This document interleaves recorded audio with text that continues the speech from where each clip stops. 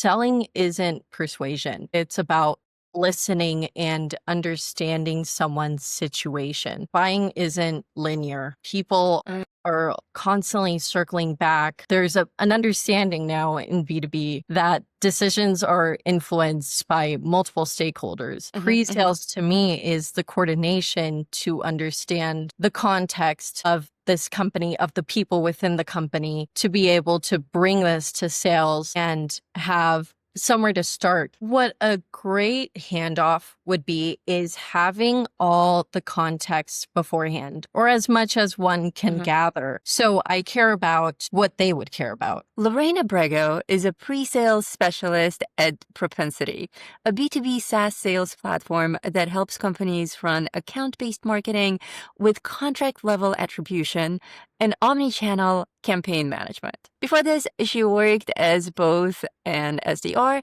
and account executive at Intensify. Today, we're talking about what pre-sales sees that the rest of the organization misses. The gap between companies that buy ABM tools and companies that are actually ready to use them. The patterns in buyer behavior that sales reps constantly misinterpret, and how to structure the handoff between awareness and decision so that deals don't fall apart in the middle. This is Are You Getting More? Lorraine, thank you so much for joining us. Lisa, thank you so much for having me. I'm happy to be here. You started in real estate client coordination before moving into tech sales. That's not a typical path into B2B SaaS. What was it about the real estate role that actually prepared you for the ABM and pre-sales work in ways that may not even be obvious right now? My path into tech sales wasn't planned, which I think is true for a lot of people. I learned that sales is being put into real conversations with real people long before anyone was ready to buy. So I got into real estate out of necessity while living abroad, and I had zero sales background. So I was doing cold outreach to people who weren't trying to buy or to sell. A lot of these conversations were emotional and complex. And that experience taught me early on that selling isn't persuasion. It's about listening and understanding someone's situation. I don't try to convince people. I try to understand their world. If there isn't a real problem, I'm comfortable walking away. And I found that honesty builds much more trust long term. You've been both an SDR and AE at Intensify, and now you are in pre-sales in Propensity. Both companies play in the intent data and ABM space. What did being in the full cycle sales side teach you about how pre-sales should operate? To me, what's different is that pre-sales is everything that happens before a buyer is actually ready to buy. So it's about figuring out what accounts matter and who inside those accounts is worth reaching out to, whether there's a real problem to even solve in the first place. So doing that work early on is what keeps sales conversations from feeling random or forced. And if we look at how pre-sales is done, if you're wanting to know how it's done well, ABM becomes much more intentional and less reactive. The full sales cycle is about progressing the deal, and pre-sales is about making sure the right deals even exist before you try to move them. You mentioned being fascinated by B2B buying behavior and connecting the dots between brand awareness and the final decision to buy. In your pre-sales role, what's the one pattern you see in how deals progress that other sales reps maybe miss or misinterpret? A pattern that I see over and over is that buying isn't linear. People are constantly circling back. They're stalling because priorities have shifted internally and they're needing to re-engage later. And so there's an understanding now in B2B that decisions are influenced by multiple stakeholders. Even if there's still just one final decision maker, the internal alignment is what usually creates the momentum for the final decision maker to act. And because of that, strong ABM programs don't treat ABM like a campaign. They treat it like a system. So that means choosing the right accounts, paying attention to the engagement over time, and identifying the people involved so that it coordinates how sales and marketing respond. And that totally took out my next question. I was going to ask about the difference between people treating ABM as a campaign or a tool versus you describing it as a strategy for aligning sales and marketing, but you already went straight into that. Is there anything more that you would like to add to that analogy of it being a strategy rather than a campaign or a tool? I have like one sentence that I like to focus on. I actually grabbed it from a really great leader in the ABM space, Steve Armenti.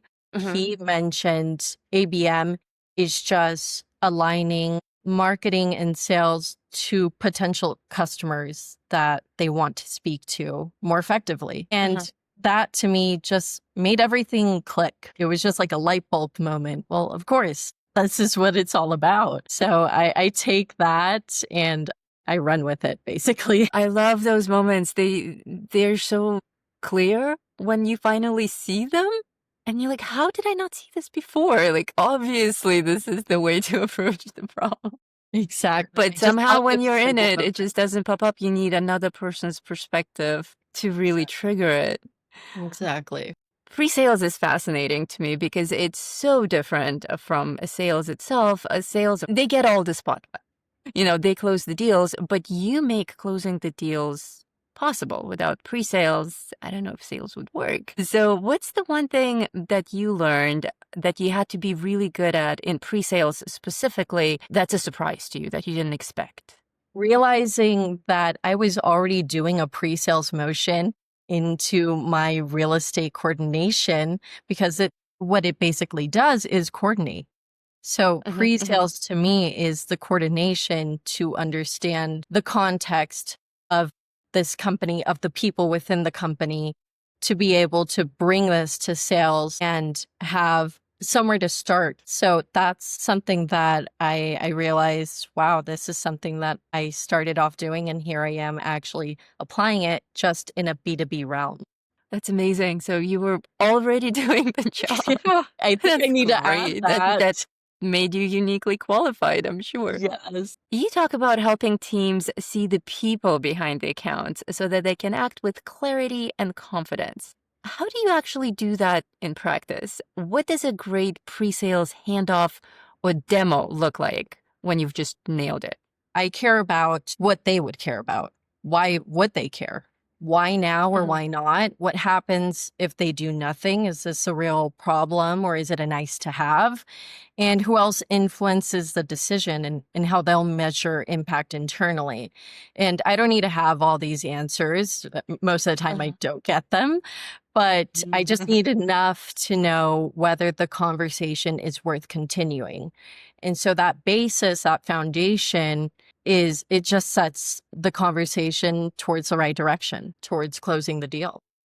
And in those conversations, have they evolved over time in your career? Are you perfecting them? Oh, 100%. What works for one person doesn't necessarily work for the other. I'm understanding very psychologically in the aspect of every person reacts differently. And also I learned a lot from cold calling. This all kind of ties together because having these conversations on the phone is what also makes you understand, oh, well, this is how this individual responds, how I will respond to them via message, LinkedIn, email. So having that understanding that we're all very unique. And so we all need to understand or mirror the type of conversation and relationship they want to have. That is what makes it more effective on my end to be able to have more effective communication and have a better understanding of one another. It sounds like you got it under control and you're very fluid and adjustable. That's a powerful skill to have. When you are evaluating whether a prospect is a good fit for propensity or not, What's the question that you ask or a signal that you look for in that individual personal conversation that would tell you that they're actually ready to use ABM effectively versus they're just getting a fun new tool that's going to sit on the shelf? I try to see the individual as to where they are. I try to understand what matters to them. So again, it's tying back to, well, okay, you just started at this company per se. And so Mhm. you're trying to stand up and prove impact immediately. You're afraid of not having the results for leadership. So now it's time for me to mirror that and put myself in their shoes and understand you're probably looking for something to solve this problem fast for you internally so that you can look good and you can prove that impact, and therefore everything else succeeds after that. So I try to empathize. I start with putting myself in their shoes, Mhm. saying, well, this might be something that they're really caring about given X, Y, and Z. You have this great line: faith without work leaves you waiting, work without faith leaves you empty. How does that philosophy show up in the way that you approach pre sales and also helping your clients make the right decisions? I see that aligning with how, based of our own efforts, if we don't put in the effort in understanding the people within Mhm. these accounts, then you can't clearly see what they care about. And instead, you're just left guessing. So, connecting these individuals to the accounts changes that because it turns this into something more human and understandable. So, once you have that, the outreach becomes more relevant and the handoff between the teams for that reason are smoother, and teams stop wasting time and budget on accounts and people that aren't actually moving. Brilliant. And what a great way to wrap it all up. Lorraine, thank you so much for being a guest on our show. Lisa, it's been a pleasure. Thanks so much for having me. If any of you want to connect with Lorraine and see what they're doing over at Propensity, the link is in the description. This has been Are You Getting More? And we'll see you next time.